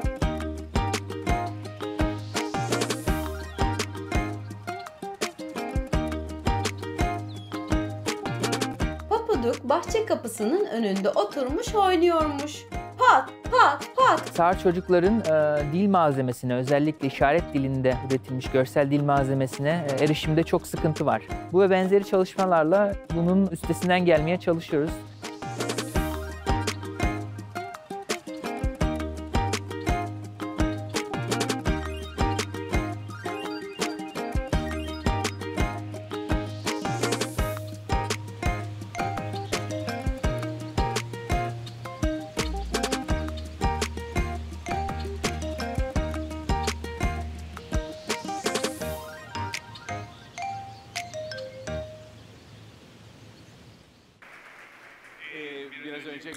Well, we have heard the rates of access to education for the visually impaired students before, and now it is for the children who are deaf and hearing impaired. What can be done for them? How about supporting their linguistic development? There are lacking resources. We have heard that in the video as well. The teachers cannot speak the language of these children. That's why a bilingual education approach advocacy is very valuable, and this project is one such project. Perhaps Samet Bey can talk about the development of, can talk about the challenges of developing the hearing and language capabilities in children with hearing impairment. Well, first of all, if it is a hearing child, the first interactions are in the family, the language acquisition and the cognitive processes, preparation to school are acquired from the family, and they're ready when they come to school age. But if it is a deaf individual, and if the parent is also deaf, there is sign language learned. However, if it is someone deaf who's from a hearing family, communication is interrupted and language acquisition is not possible. When they come to school, they're not at equal level with other children in terms of language acquisition. That actually starts interrupting them. So what really matters here is to ensure that children are ready before school, whatever is more suitable, you know, visual or hearing-based materials should be prepared not only in Turkey but also in the world. There are very limited visual materials for deaf and hearing-impaired children. They're almost non-existent, and that actually has an impact on the development of cognitive skills and reading. And Black Sea University has a study, the use of stories in bilingual education. We took this as a model, and with the support of Sabancı Foundation, we are translating this book into Turkish Sign Language and written language at the same time, and there's also vocal description. So we enabled access to the stories in different fields, and you will see when you enter the app that there are 3 parts. But then perhaps one thing to emphasize there, we talk about Bilingual Stories app. It is both iOS and Android. You can download it free of charge and watch it. And in the last 2 years, with the support of Sabancı Foundation, 8 stories were added to this app. So bilingual stories are one of the solutions, and maybe the top solution you have found. Perhaps you can say a few words about its impact. How is it used? Thank you. Exactly. It's both in iOS and Android, and we expanded this app. It's not just the children who are deaf, but those who use cochlear implant, those who have hearing difficulty, or people at different levels can access the content. And there is Keloğlan, which is from the Turkish culture. We created the story. There's also Pofuduk that we created with the support of Sabancı Foundation. So in the work with children, we got some feedback. We've seen 15% progress because they can compare the words inside. They can better perceive what words mean. When they read the stories, they have an idea in sign language, so they can actually derive meaning, which is very valuable. And it's not just children, but parents can also access these stories, and they can follow what they're watching, and they start learning together. So this bilingual education is very important for cognitive development. There is data that supports this, and we want to create this awareness, and we want to continue the education. So it is not just a change in the individual itself, but also it enables interaction with others in the family, or people that they share life with, so they can also speak their language. So there is this mutual bond that enables understanding each other. So it actually helps increase our relationship, strengthen our relationships, our bonds with each other. So it's very tangible change in the lives of deaf people. And we've actually heard the students with visual impairment, and like my friend said a moment ago, perhaps those who are outside the process are unaware of the burdens, listening to the teacher, keeping the question in mind, thinking about the solution at the same time, perhaps trying to understand the dialect of the other person. So trying all of this, actually very different from your peers. So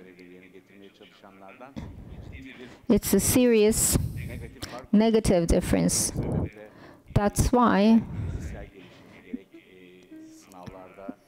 linguistic and cognitive development, or exams and trainings, in order to make use of the rights without any barriers and eliminating the barriers, is very important in terms of achieving equality among individuals. It has this net effect. Perhaps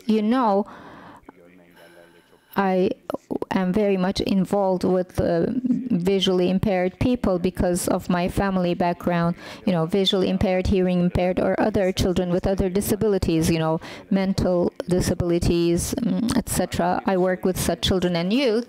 And actually, I'm thinking, generally, they say, we're trying to learn your language, and why don't you try to learn our language too? So actually, eliminating barriers is going to help us understand each other. It will help the other person understand us. So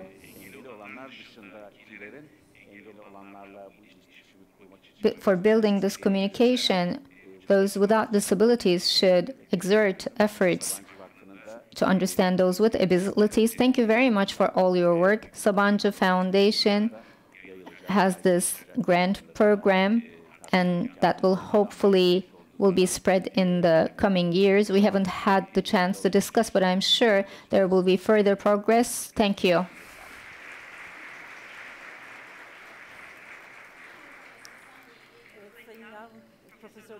Thank you, Professor Yankı Yazgan. And we would like to thank the distinguished panelists for their valuable projects, for sharing them with us, and we wish the best of success.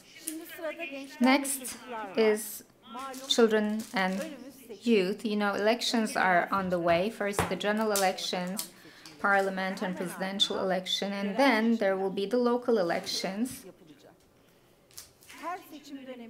During every election period, you know, youth is seen as a huge potential for votes. All of a sudden, they start talking about the problems of young people. Young people will vote. We're trying to gain young people. So indeed, in the surveys, we see that, you know, Turkey is a young population, and every day there is a new group of electorate joining in, and the share of young people is very high. So all the political parties are seeking ways to win those youth and the local governments as well, because they are part of a different world. They're trying to build communication with them. They're trying new techniques. Yes, young people will have a say in the future of this country, and they will identify the results of the election as well. So in this panel, we're going to hear about the voice of youth, their words, their criticisms, their desires, how they should communicate them, and how it is possible to create space for that. So we have two projects. I'm the moderator, so I'm actually inviting myself as a moderator, and I want to invite the distinguished panelists, 4-season lifelong Play and Learning Association, Nilay Küme Yıldırım, and HEMPA Child Association, İbrahim Enes Duray. Yes.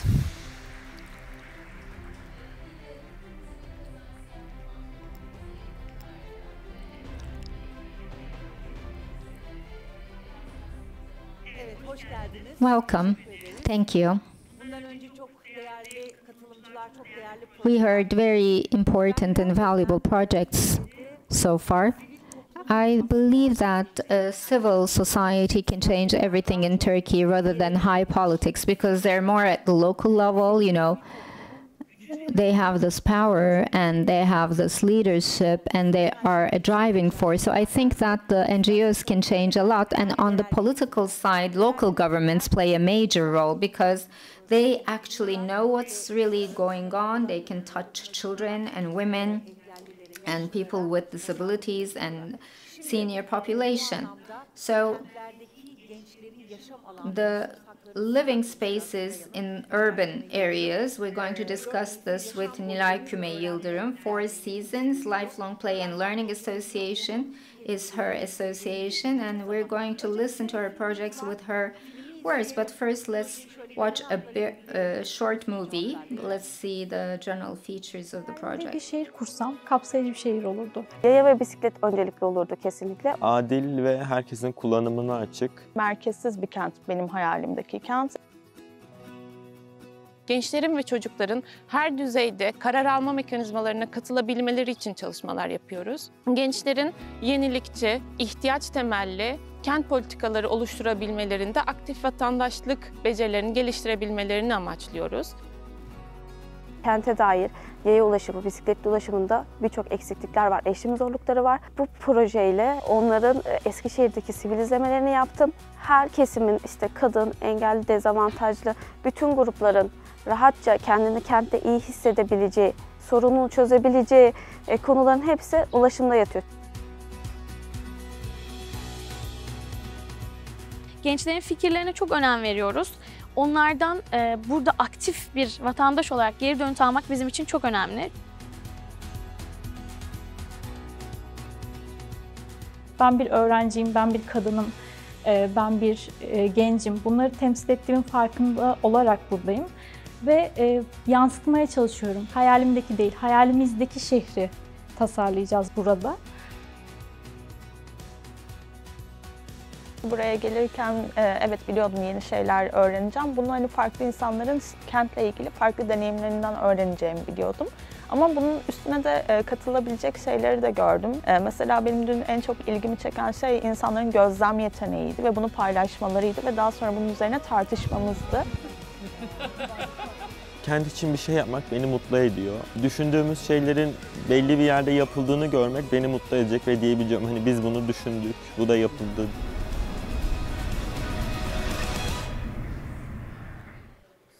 Evet.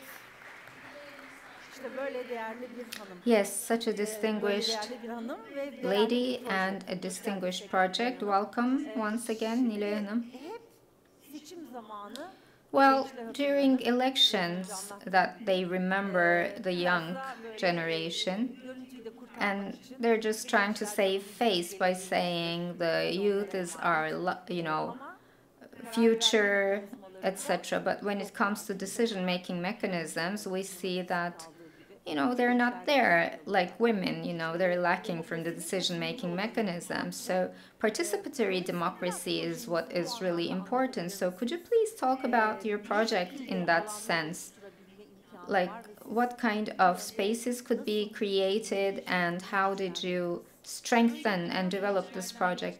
Well, first, I think we should talk about young people and youth. Between 15 to 24, there are 13 million young people in Turkey, but they're not a homogeneous group. They have different features, they have different problems. They come from different ethnic backgrounds and gender orientations. So it's not a homogeneous structure. So it's important to talk about the different needs and problems of those young people and generate solutions to that end. And I think this is important for people in the decision-making seats. As for our project, it is the city rights based. It's to make the cities more equalitarian, ecological. That's the goal. And during the pandemic, we realized our activities. Pandemic brought about certain changes in all our lives. Particularly, it limited our mobility. We started spending more time at homes. We started to see our neighborhood more. And, the city that we are living in, what kind of opportunities or disadvantages it offers us. We had the chance to experience this more. And in order for us to realize this project, this was one of the main problems because as young people live in the cities, they are faced with several issues. Actually, during the pandemic, everybody was very much affected, but I believe it's mostly the youth because they had to stay at home in such a, productive time. Yeah, especially they were not allowed to go outside, youngsters and older people. So in terms of the city rights, we have 16 different headings in this project, like, accommodation and city, gender orientation and city, transportation and city, ecology and city. So there were these different headings and they were addressed by people with different expertise. And this lasted 17 weeks. Young people participated in the sessions online. Everything is like a regular education system until this point. But after this point, we told the young people, for example, in the gender and city session, we said to the young people, go out to the street and observe your neighborhood. Go out for a walk and look at what the city offers you or what it does not offer you. Note it, report it, and observe it. That's what we told them. And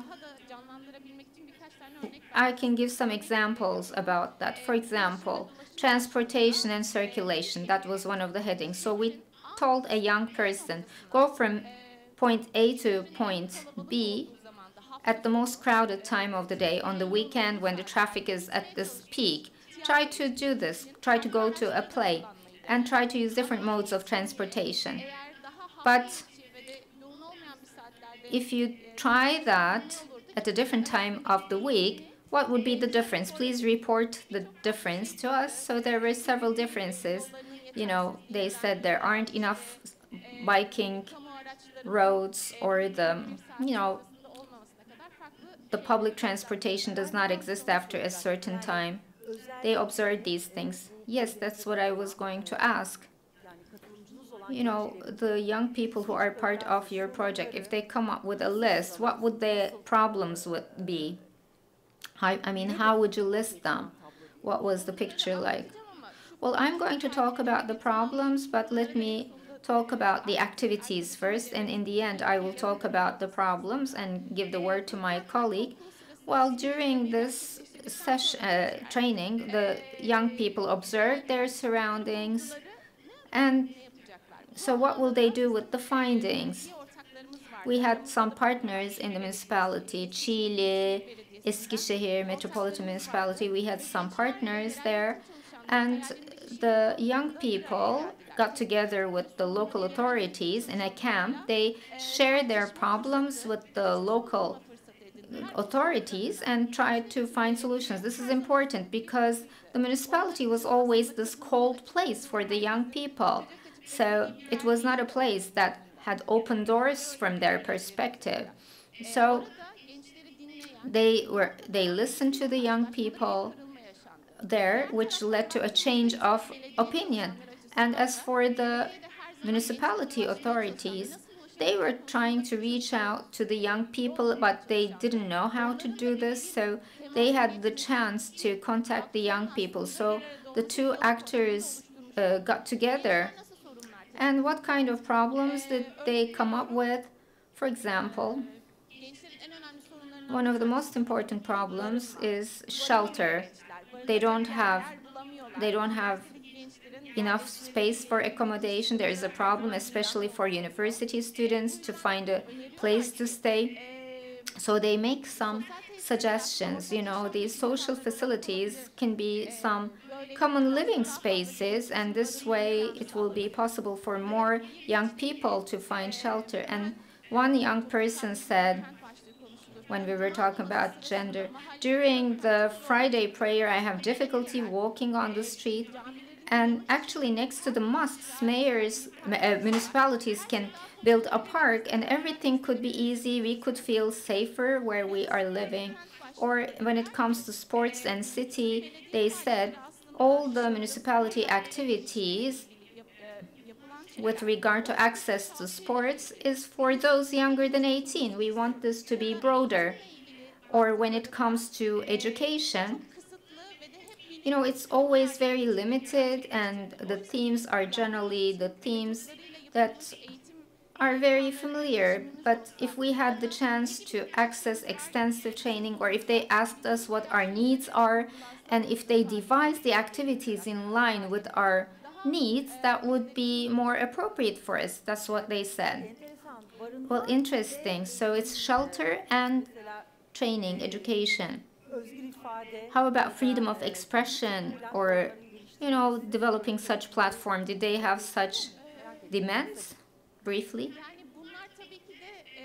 Well, yes, these are things that can be done, but you need to be strengthened to be able to say those things. In fact, these projects are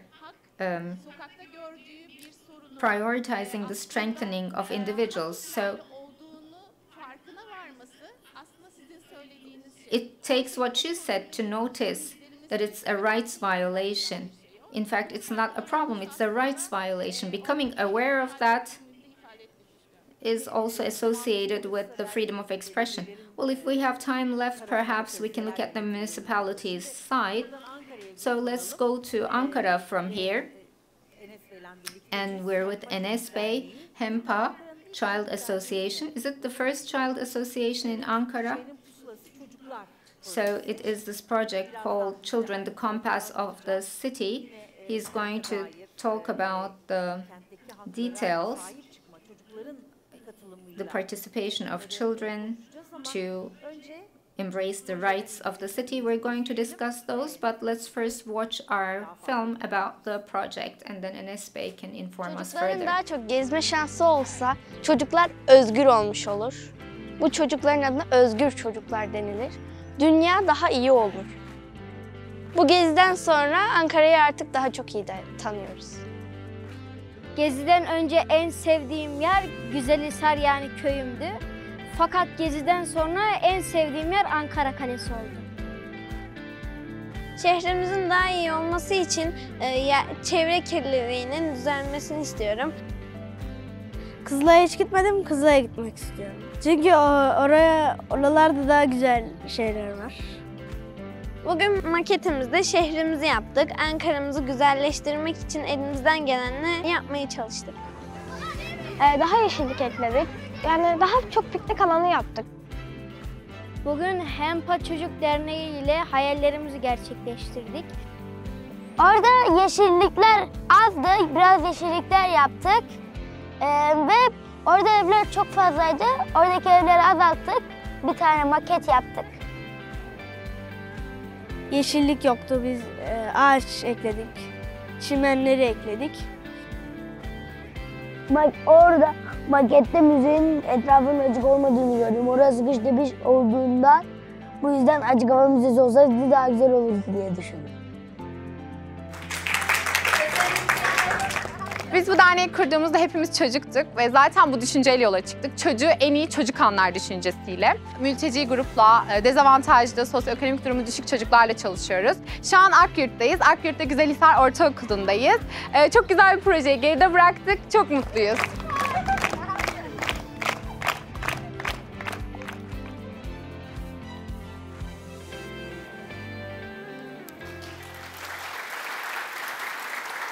Evet, İbrahim Enes Duruay. Size Enes Yes, Ibrahim Enes. Which name do you use? Enes. Okay. So once again, thank you. Now there is serious poverty in the cities in Turkey, especially in mega cities. There are social communities that have no contact with one another whatsoever. And there are people who live in Istanbul who have never seen the seaside or who have never been to Taksim Square. Or, for example, there are groups who live in higher income areas of the city, but haven't seen the neighborhoods of Istanbul, which are much densely populated than their own areas, but that are poorer areas. So, starting from this point, what kind of neighborhoods, what kind of children did you work with, and the details of your project, please? Hello, once again. Now, everyone in this hall has a different story. We all have our differences, but we are all living in the same city and we're living together. So, are these cities providing equal rights to all of us? Now we are able to express ourselves as adults, as individuals, but children don't have this right because they don't have a freedom of expression generally. Now, we wanted to look at the different layers and different groups of the city as part of this project, and we wanted to bring all children together so that we could also help them boost their self-confidence, and they would get to know the city and learn about their rights and responsibilities regarding their cities. We worked in rural areas with children in village schools. We worked with migrant children, and there are children in Ankara who haven't seen the museums by the castle, for example, in Ankara, and it is actually very close to where they live. Or there are those who have never seen a shopping mall, those who have never tasted a hamburger before. And we brought these children together, and we first taught them about their rights and showed them how they can express themselves as an individual. And then we started thinking about the city together with them. So what is a city? What is a big city? What do you think of when you say Ankara? A children in the village who lives in the village said, I think of banks when I think of Ankara. Some said shopping malls. And some stated their own village as their favorite place in Ankara because they had never left their village before. And on the second day, we took them to the lively locations in Ankara, and not just museums and historic landmarks, but the parks, for example, where we meet up and where we actually feel equal. Shopping malls, libraries. So all the elements of the city that bring people together. And in the third phase, we kept silent because we couldn't talk on behalf of the children. We said, now it is your turn to speak up. We said, you saw all this, you learned a lot of things, so now bring it to life, design your own city, own living space, and build models. So children created various designs with their imagination, and you saw them in the video as well. But it wasn't limited to that. We then brought local governments together with children. We had city council members joining our workshops, and children had presentations for them. Some said, I want lighting fixtures in my village because it's very dark. Some said the pavements are very high and we can't climb up.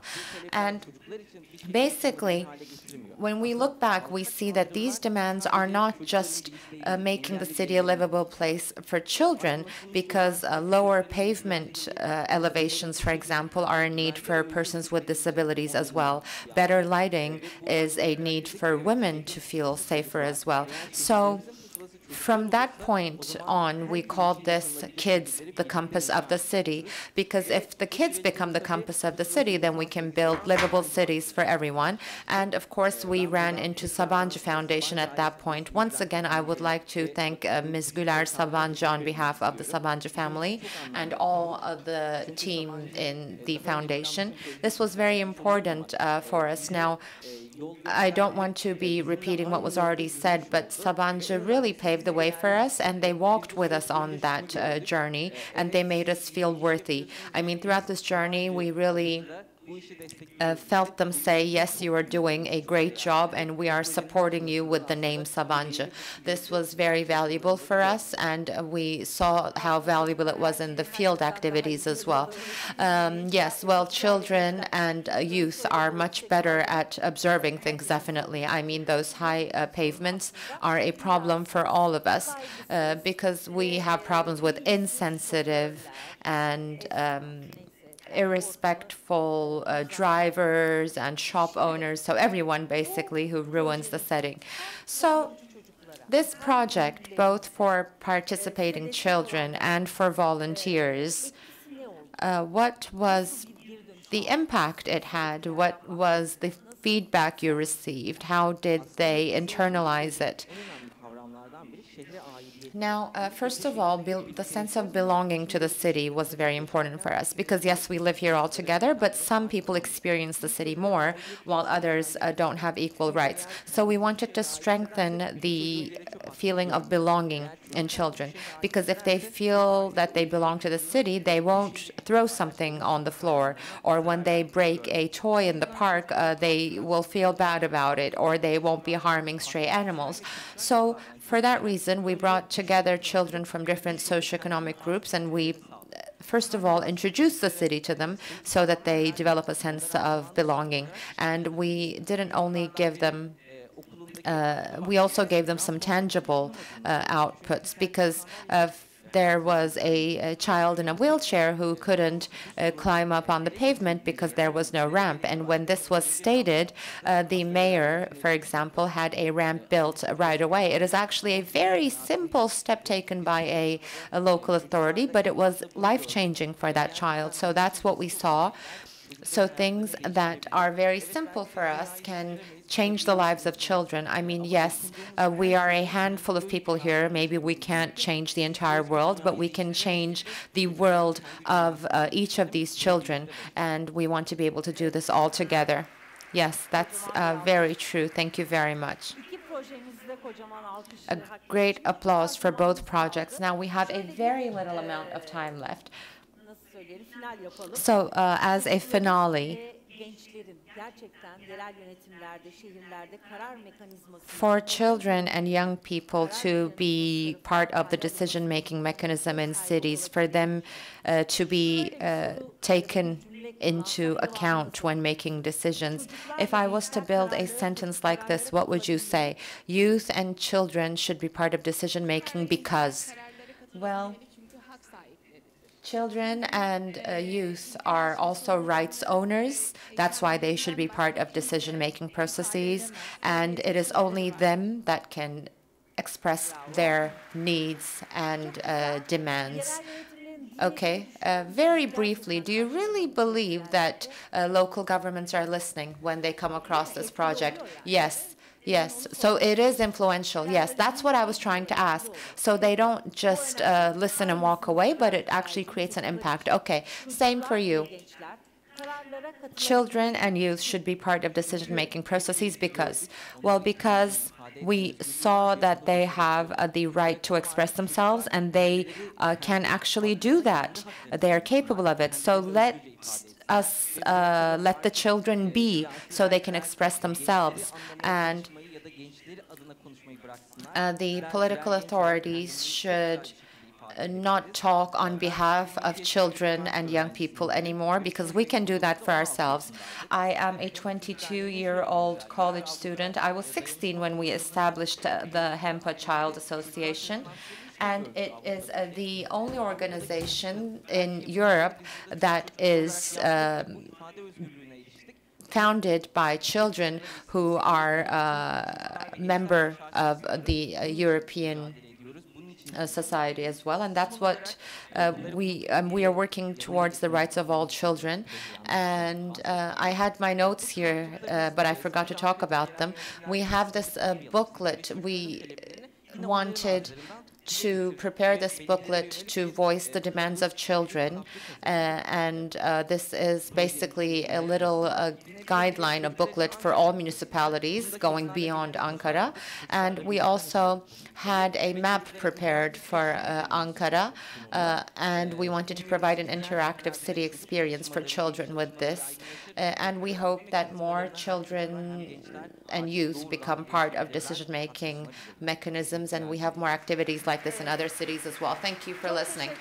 Yes, thank you very much. The Four Seasons Lifelong Play and Learning Association, Nilay Yıldırım, and Ibrahim Enes Eduray from HEMPA Child Association. The projects were really very valuable. Thank you for being with us today. And in the upcoming elections, both in the general and local elections, we hope the youth and children, but especially the youth, have their voices heard more. Yes, so we have reached the end of our event.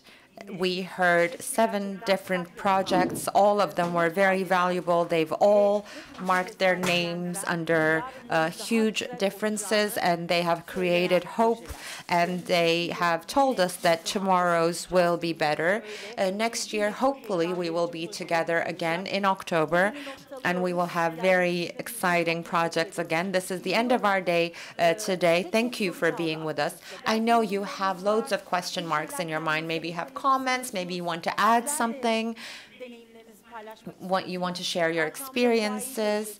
Now, back here, you see the foyer area downstairs, and here we have a section designated for this. Project representatives will be here, and if you like, you can talk to them, have conversations, exchange opinions together with lunch downstairs, and you can become part of our event here today and share your valuable contributions with us. Thank you very much for being with us. See you next year, hopefully. And as always, we're going to have a family photo. I would like to invite Ms. Güler Sabancı and Ms. Nevgül Safkan, and of course project representatives and everyone who put effort into this from the foundation to the stage, please.